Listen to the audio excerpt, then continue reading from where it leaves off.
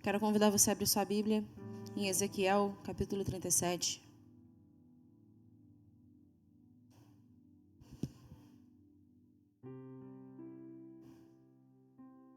Ezequiel, capítulo 37, por favor.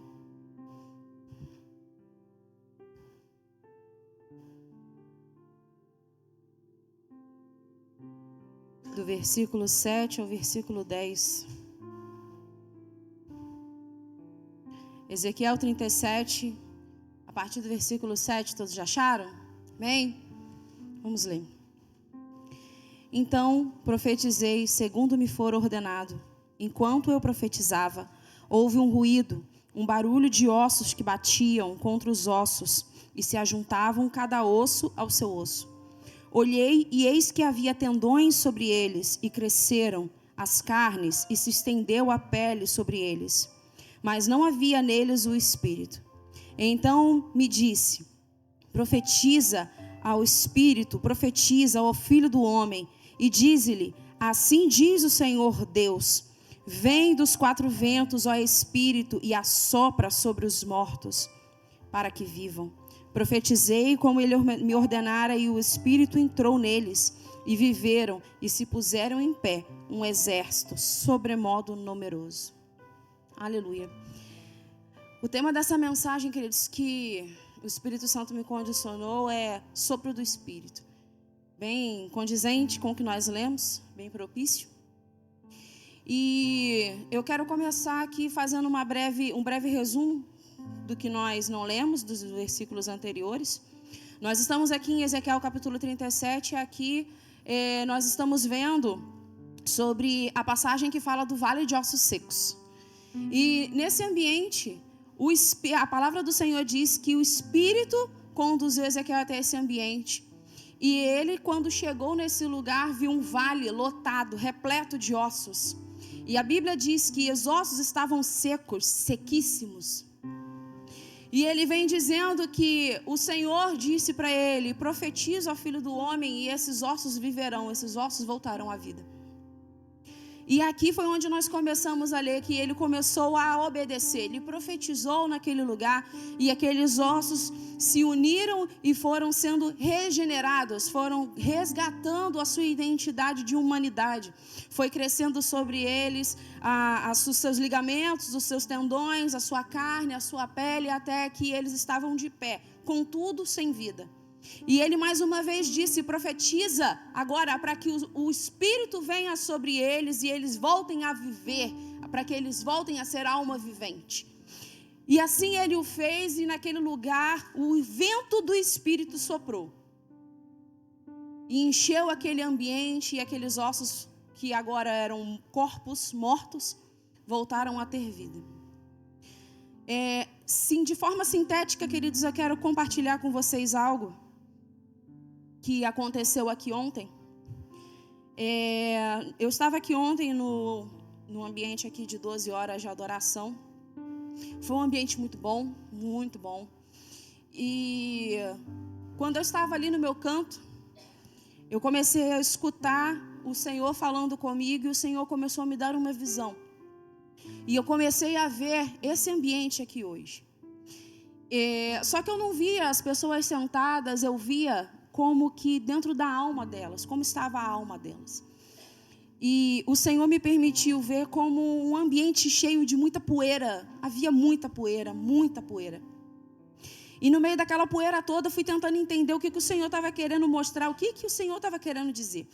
E era muita poeira, e o Senhor começou a falar, e Ele começou a me mostrar um ambiente onde eu estava, e começou a me dizer que era o seguinte: essa poeira éramos nós, como nós estávamos, como estava a nossa alma, como estava a nossa existência.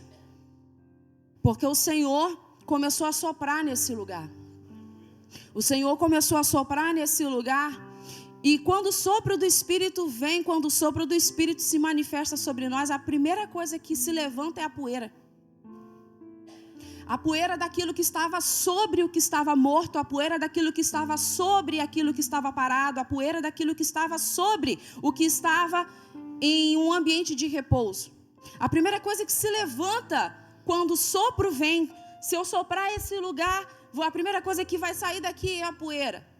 E então, naquele ambiente, eu comecei a entender que o Senhor estava falando isso. Que aqui o Senhor estava soprando nesse lugar.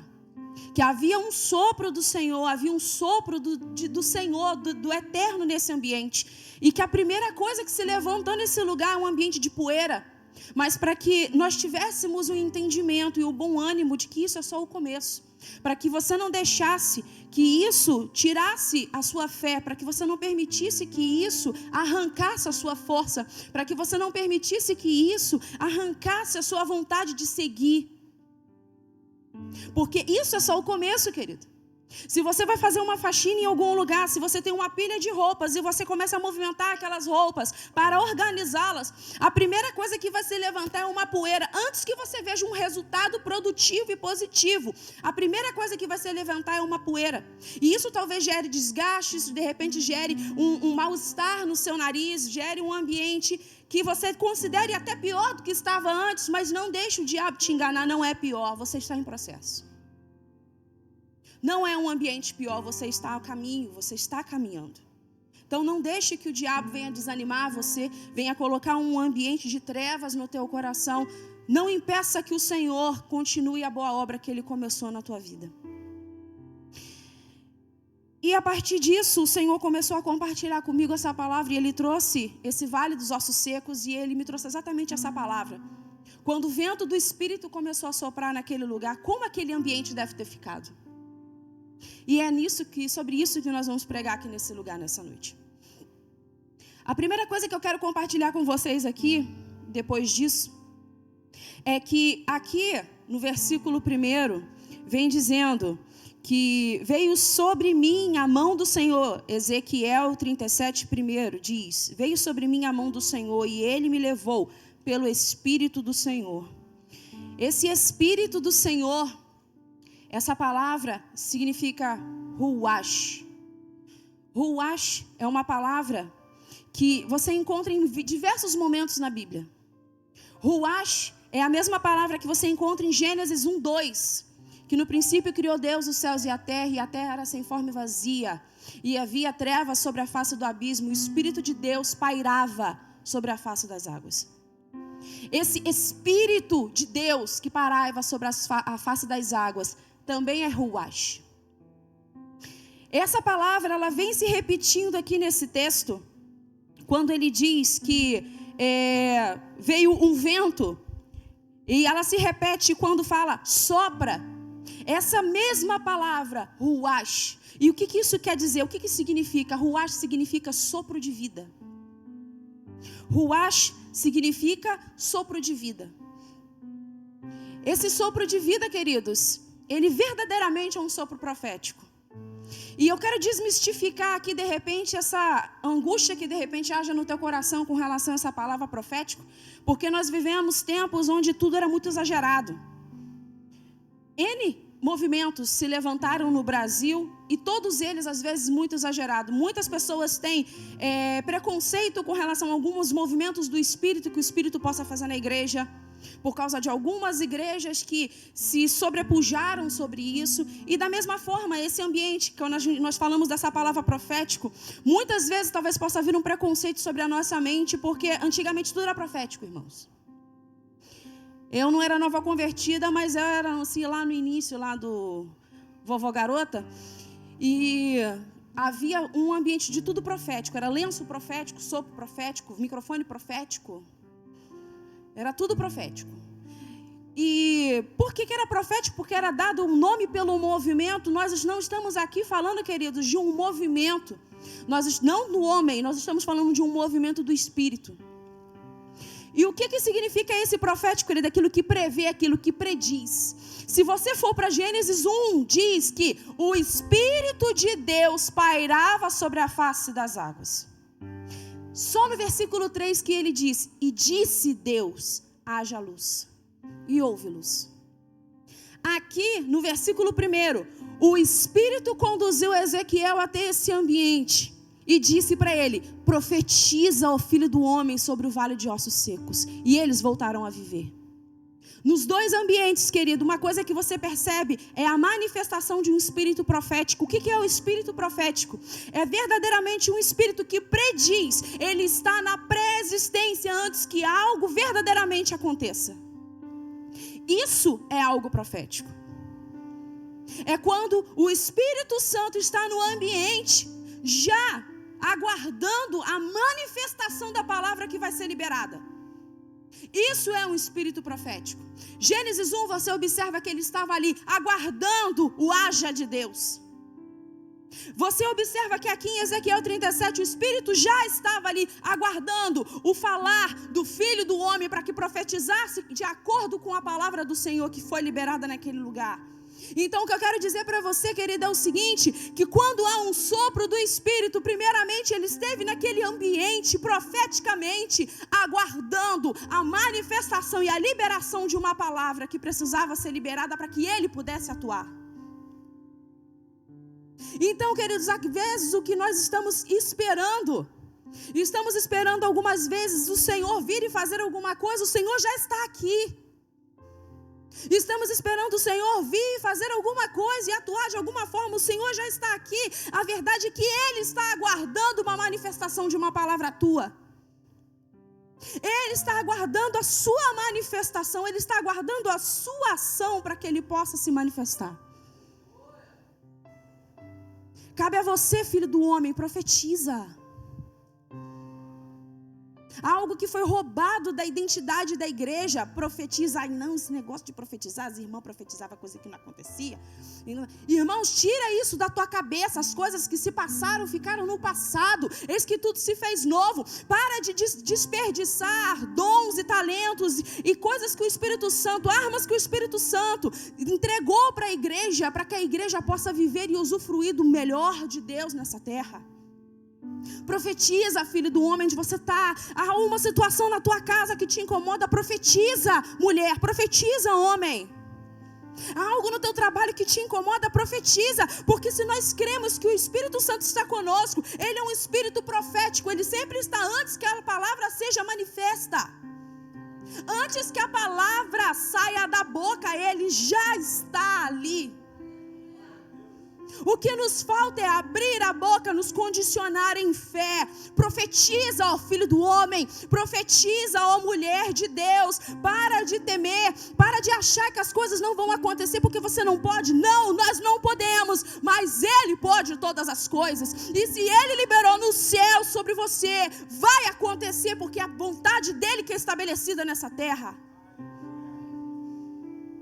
Quantas vezes, queridos, estamos ali com um remédio nas mãos e não tomamos? Ah, eu vou melhorar. O remédio está na gaveta. E você passando mal. Porque nós sofremos com os mecanismos a nosso dispor.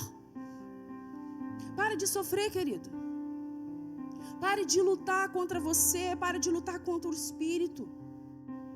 Se sujeite, entende o momento que você está vivendo e profetiza. Abra a tua boca e profetiza palavras de bênção sobre os teus filhos.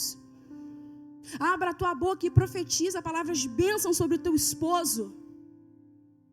Ah, ele não é nada daquilo. É por isso que é profetizar, é predizer, é manifestar, é buscar trazer à existência as coisas que não são como se já fossem.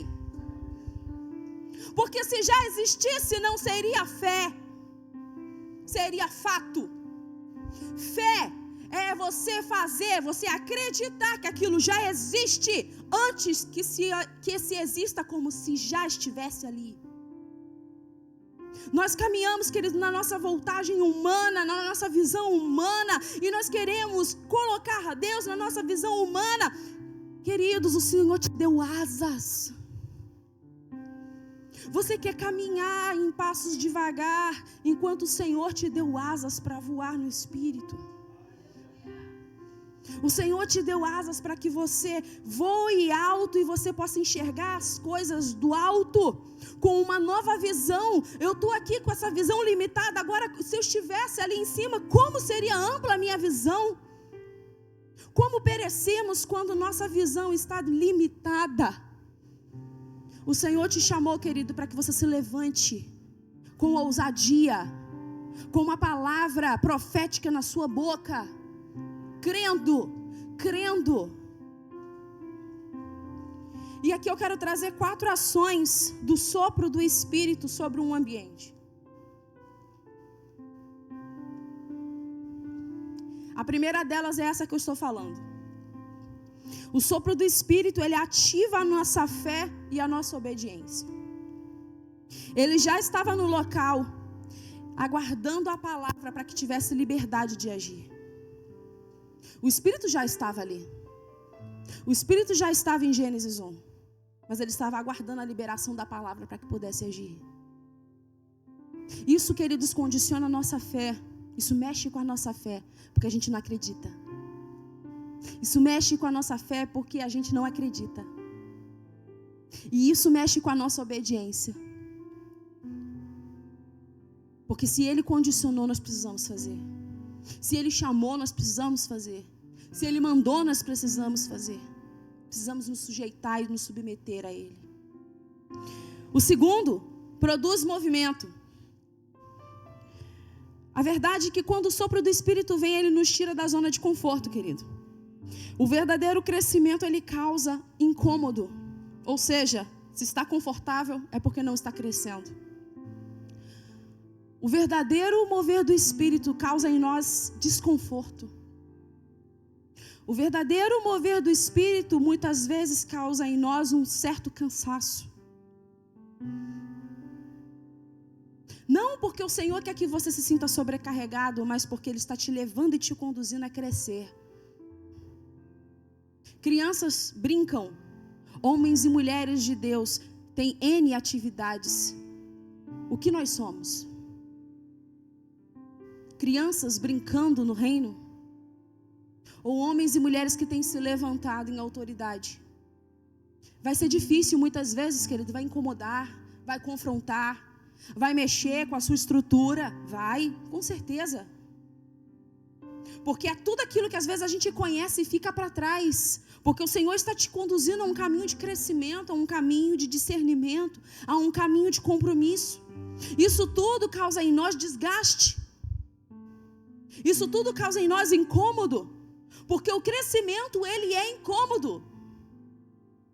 O crescimento não é uma transição tranquila e suave, querido. O crescimento é uma transição às vezes confusa para a nossa cabeça. E sabe o que é interessante? É quando nós vamos para a parte 3, que fala que causa alvoroço. O terceiro tópico, causa alvoroço. Porque deve ter sido muito interessante. Você imagina, a gente lê, ele foi, orou, profetizou, veio o Espírito, os ossos começaram a se juntar. Que bênção, glória a Deus. Amém. Agora você imagina o tamanho do barulho que aquilo não deve ter feito. Você imagina o tamanho do alvoroço que aquilo não deve ter causado. E foi isso que eu comecei a ver aqui ontem, eu fiquei confusa. Gente, o que é isso? O que é isso? Que confusão é essa, meu Deus? O tamanho do barulho, o tamanho do alvoroço, o tamanho da poeira que isso não deve ter causado, não deve ter levantado, porque eles estavam ali parados. Tirar alguém ou algo da zona de conforto e começar a trabalhar em cima de alguém vai causar um extremo alvoroço.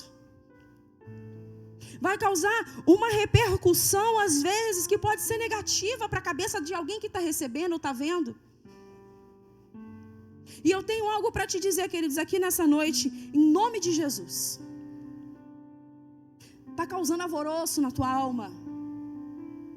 Está confuso. Pare de pedir para que o Senhor te dê alívio. Para de pedir para que o Senhor pare. A palavra do Senhor diz que pedis e não recebis porque vocês pedem mal. Nós pedimos mal. Nós pedimos, ó Senhor, muda essa situação, me transforma. O Senhor vai fazer o quê? Vai começar a transformar, querido. Ó Senhor, me transforma. Irmão, isso aqui não é pílula do Matrix, não, que você bebe e começa a ver o sobrenatural. Isso aqui não é um negócio que você loga em alguma coisa e você vai para outra tela, desfrutar da outra tela. Não, isso aqui é um processo. Ó Senhor, me transforma. Ó Senhor, eu preciso, Deus, ser conduzido, ser mudado pela tua presença. O que Jesus vai fazer, queridos? Vai começar o processo de faxina. Vai começar o processo de limpeza. E vai doer muito. E vai incomodar demais. E vai ser desesperador. E parece que aquilo não tem fim. Queridos, já deve ter uns 15 anos que eu moro na minha casa, onde eu moro agora. Eu devo ter passado uns 3 anos, 4, por aí, morando em outra casa. Já tem 15 anos que eu moro nessa casa e tem 15 anos que a gente faz reforma. Isso aqui é igual obra de prefeitura, de estado, obra de hospital, construção de hospital. Vai 20 anos assim, entendeu? Então já tem anos que a gente reforma aquela bendita daquela casa. Glória a Deus. Aí é interessante porque você fica, ó Jesus, nos dá condições de mudar essa casa. Ó Jesus, eu quero tanto reformar aqui, Jesus, aqui eu queria um piso assim. Aqui, Senhor, eu queria isso aqui. Aí glória ao Senhor, Jesus vai te dar uma porta, abre para você uma oportunidade. Você tem agora o dinheiro para você fazer parcelado, né? Mas você tem. Aí você vai lá e compra o material parcelado e vai fazendo. Aí você imagina o cenário, querido, que você sai para trabalhar, você sai para estudar e você chega em casa, 10 e pancada da noite, quase 11 horas, e a sua casa está como? Um desespero. Vontade de voltar para o mesmo lugar onde você estava. Eu quero voltar, amanhã eu volto para cá, amanhã quando tu estiver mais calmo. Tinha dias que eu saía de casa às 7 horas da manhã, chegava às 11. E meu marido já tinha saído do trabalho, já tinha chegado, já tinha feito um monte de coisa, era o horário que ele tinha para fazer as coisas. E pensa num negócio que dá poeira, pensa num negócio que faz bagunça, e pensa num negócio que tão pouco tempo de trabalho sujava a casa toda. É exatamente essa aí a reforma da nossa casa, prazer. Faz o que você quebra um negócio aqui, já tem poeira lá no quarto.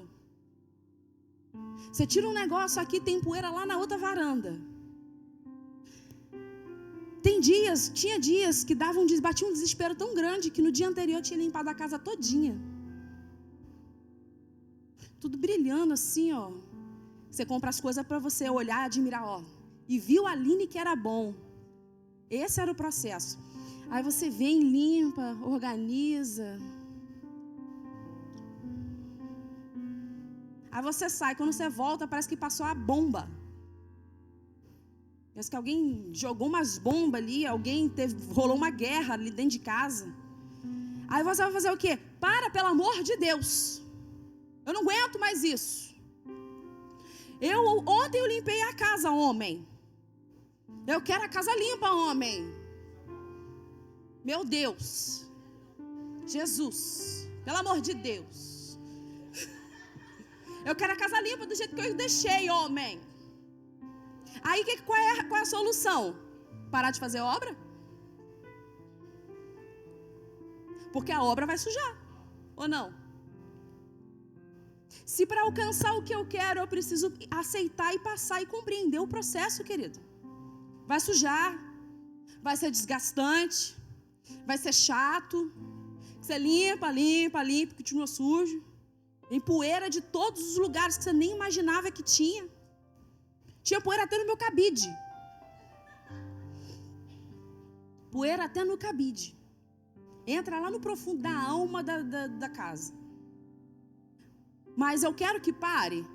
Não. Que aquele que começou a boa obra, ele é fiel para cumprir. Eu quero que essa obra continue, não só a obra da minha casa, a obra dessa casa. Dá trabalho? Cansa, às vezes você fica, ai meu Deus, de novo essa sujeira, e bagunça, e poeira, e a terra. Meu Deus. Mas vai parar, querido? Analisa para onde você quer ir. Qual o fim pretendido? Onde você quer chegar?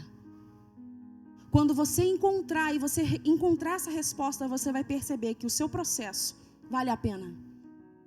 Porque nenhuma renúncia nossa se compara à renúncia do Filho do Homem para vir a essa terra. Nenhuma sujeição nossa se compara à sujeição que ele teve para morrer uma morte de cruz. Nada se compara à glória que está por vir. Nada se compara àquilo que há de vir. Nada se compara. Então, quando o desespero bater na minha e na sua porta, queridos, respira. Respira e tenta entender que você está em processo. Prazer, eu estou em processo. Prazer, eu sou uma obra em construção, uma obra do eterno. Eu sou uma obra que terá uma excelente execução, porque aquele que está fazendo, queridos, ele é perfeito em tudo que faz. Ele é perfeito em tudo que faz. Ele não deixa rebarbas, ele não faz besteira, ele não perde caminho, ele não perde instrumentos, ele não desperdiça nada. Então para de olhar para a sua circunstância, pare de olhar para baixo e comece a olhar para o alto. O desespero vai vir muitas vezes, querido, porque somos humanos. Mas aprenda a mudar o foco do teu olhar. Aprenda a mudar o foco dos teus olhos. Aprenda a olhar para Ele. Então para de pedir para que Ele pare o processo. Deus, eu não aguento mais, Senhor, me dá graça. Está difícil. Senhor, às vezes eu penso que eu não vou conseguir, mas eu confio em Ti. Porque se está doendo, se está incomodando, é porque você está em processo. Muito prazer, você está no processo do Senhor. Muito prazer, o Senhor está trabalhando em você. Muito prazer, você está no ambiente de restauração do Espírito. Porque primeiro, queridos, Ele começa a restaurar o ambiente. Primeiro Ele começa a restaurar o corpo. Você percebe que não foi de uma vez, foi em 2 vezes. E aqui nós vamos para o quarto, que é a manifestação da vida. Primeiro, parecia que era um ambiente de completa morte. Primeiro, parecia que o processo não teria fim. E aquilo tudo começou a se transformar. Primeiro, Ele restaura. Primeiro, Ele restaura. E para restaurar, muitas vezes parece que Ele está te desconstruindo. Essa é a ideia. Porque aquele que quer vir após mim, primeiro negue-se a si mesmo. Está parecendo que você está sendo desconstruído? Essa é a ideia. Essa é a ideia. Essa é a ideia. Primeiro Ele te desconstrói. O processo de restauração é para que eu diminua, para que Ele cresça. É para que eu desapareça, para que Ele apareça. É para que negue-se a nossa carne, para que Ele viva em nós. Porque Ele não vai habitar num templo, queridos, que precisa de restauração. Elias no monte, antes de apresentar a oferta com os profetas de Baal, a primeira coisa que ele fez, a oferta já estava tudo ali. Ele pegou e jogou a oferta no altar? Não. Ele primeiro restaurou o altar. É tempo de restauração de altares. É tempo de colocar as coisas no devido lugar.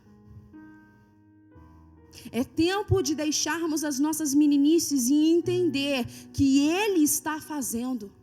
Ele está trabalhando. E quando Ele trabalha, Ele coloca tudo no devido lugar. Ele não faz como nós, muitas vezes, que estamos com pressas e arrumamos as coisas de qualquer jeito. Amanhã eu termino. Não. Ele nunca chega atrasado. Ele nunca faz as coisas de qualquer jeito. Se Ele começou e você der liberdade, Ele vai te trabalhar até que você esteja pronto. Até que sua obra esteja completada.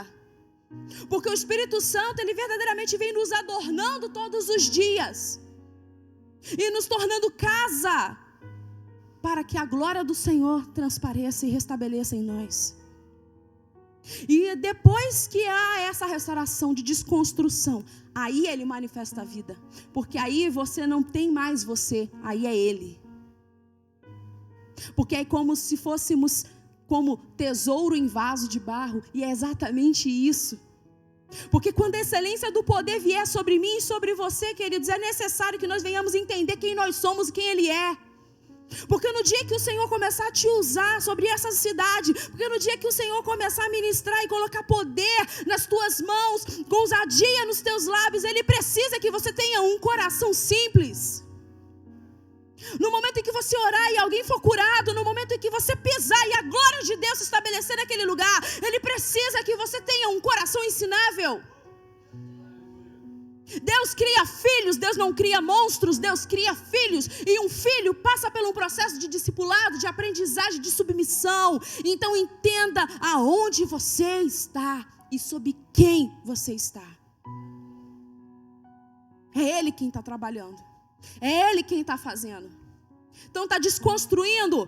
Glórias ao nome do Senhor, você está no processo do Senhor, porque a glória do Senhor será vista e ouvida através da sua vida. O Senhor se fará presente em cada palavra que sair da sua boca. O Senhor se fará presente em cada vez que você levantar as suas mãos. Haverá autoridade, haverá poder, haverá ousadia em você. E todo espírito de medo, de temor cairá por terra em nome de Jesus. E você se levantará verdadeiramente como um soldado, um exército pronto para a batalha que está por vir. É isso que Ele deseja, é isso que Ele quer, é isso que Ele está fazendo. Então pare de lamuriar, pare de chorar, pare de choramingar. O Senhor não está levantando crianças, o Senhor está levantando um exército. A única coisa de criança que Ele deseja de nós é um coração simples. Somente isso. Deus não trabalha com meninos, Deus não trabalha com meninas. Deus trabalha com homens e mulheres. Homens e mulheres ensináveis. Homens e mulheres que se disponibilizam. Quem somos nós nessa equação, querido? Quem somos nós nesse ambiente? Quem somos nós? Ele está soprando nesse lugar. Ele está soprando nesse lugar. Ele está soprando nesse lugar. Então para de se preocupar com a poeira e se preocupe com a glória do Senhor, porque nada se compara com o que é de vir. Para de se preocupar com a aparente desconstrução da tua alma e se preocupa com o fim eterno que nós teremos. Se eu dissesse para você aqui agora que eu tenho 2 caminhos para te oferecer. Nesse caminho aqui, eu tenho R$1 milhão, mas ele vai demorar 2 meses para chegar na tua mão. Nesse aqui, eu tenho R$50, mas ele chega daqui 1 semana. Qual caminho você ia preferir? Eu não sei você, mas eu sei que eu preferiria esse daqui, porque mais que demore um pouco mais, nenhuma aplicação, nem mesmo a bolsa de valores talvez hoje consiga transformar nisso aqui, em 2 meses. Nem mesmo a ação. Com R$50, muito difícil. É isso que Deus está fazendo conosco. Deus está pegando barro e transformando em um ambiente, um receptáculo para a glória dEle. É isso que Ele está fazendo. E você e eu, às vezes, estamos olhando a nossa pressa de receber as coisas, de que as coisas têm uma solução aparente na nossa vida, sendo que na verdade Ele está te conduzindo não só para essa terra, mas para o ambiente celestial. É eterno, porque a preparação que Ele está fazendo para mim e para você é eterna. Não é para daqui 1 semana somente para que você viva e desfrute e morra em si mesmo, mas para que você tenha a vida eterna. Para que nós venhamos ter a vida eterna. Ele está formando homens e mulheres segundo o seu coração. Eu recebo isso. Eu me submeto a isso.